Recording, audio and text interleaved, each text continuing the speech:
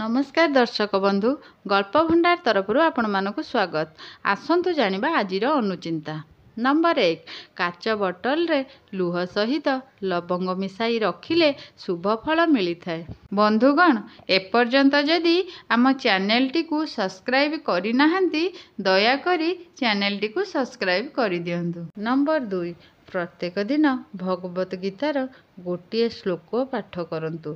जदि कौनसी अशुभ हेउछि बोली अनुभव करती तेबे गुरुवार दिन 7टी गीता बही 7टी ब्राह्मण को दान करंतु। नंबर 3 भणजा को निज घरे रखिले मंगल हुए किंतु मामू को रखिले अमंगल होइथाए। नंबर 4 पूजारे तंबा बासन व्यवहार कले शुभ फल मिली थाए एवं सूर्य को पानी देबा बेले अंगुली रे तंबा मुदी थिले शुभ फल मिली थाए।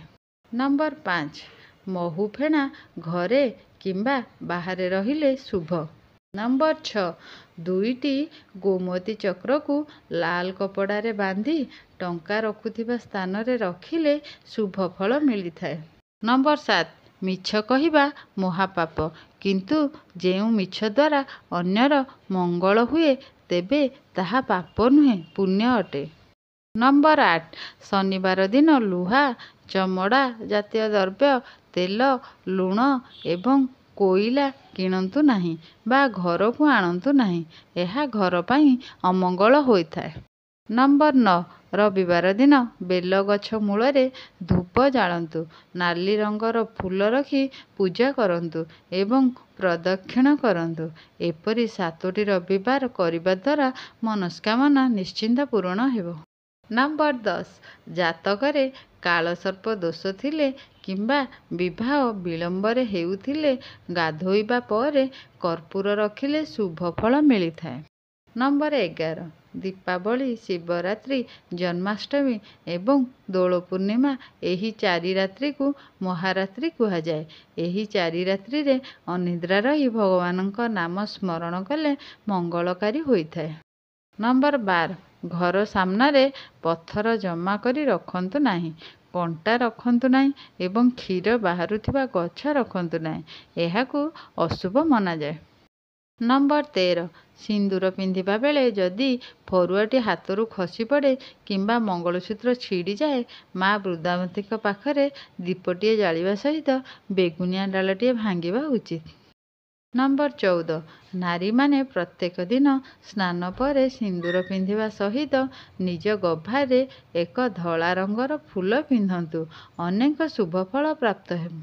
दर्शक बंधु भिडियोटी जदि भल लागिबो निश्चिंत गोटे लाइक करिदेबे। नंबर 15 पूजा करिबा बेले पुरुष माने माँ दुर्गा फोटो बा मूर्ति रे सिंदूर लगाइबा उचित नुहे।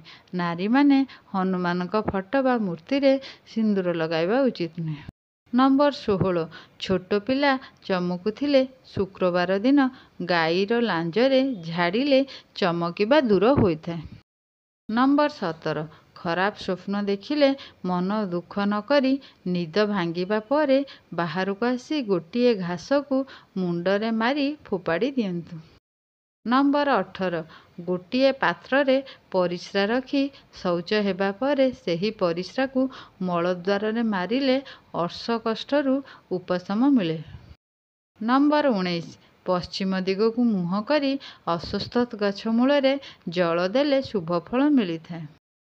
नंबर 20 घरे अशुभ फल घटुथिले बुधवार दिन गणेश को दुब चढ़ांतु ओ मुगरे तियारी लडू अर्पण करंतु एवं गाई को दुब खाइबाकू दियंतु।